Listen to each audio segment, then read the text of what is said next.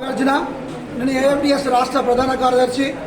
హన్మకొండ జిల్లా చిత్తగండి క్యాంపులో ఉన్నటువంటి కాలేజీ జూనియర్ కళాశాలలో ప్రభుత్వ నియమ నిబంధనలకు వ్యతిరేకంగా సమ్మర్ క్యాంపులతోనే జూనియర్ కళాశాల తరగతులు నిర్వహిస్తున్నారని చెప్పి బీఎస్ఎఫ్ జిల్లా అధ్యక్షులు గుట్ల మనోహర్ గారు ఈ కళాశాలను పరీక్షించడం జరిగింది.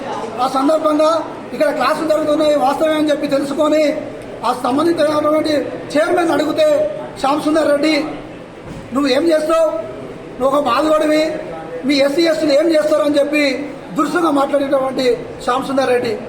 ఖబర్దార్ శ్యామ్ సుందర్ రెడ్డి, తక్షణమే శ్యామ్ సుందర్ రెడ్డి మీద ఎస్సీ ఎస్టీ కేసు నమోదు చేసి అదేవిధంగా కాలేజీ జూనియర్ కళాశాలకు ఒకటే పర్మిషన్ ఉంటుంది, కానీ ఈ కాలేజ్ మీద 3 బ్రాంచీలు ఇక్కడ నిర్వహిస్తూ ఉన్నారు అక్రమంగా.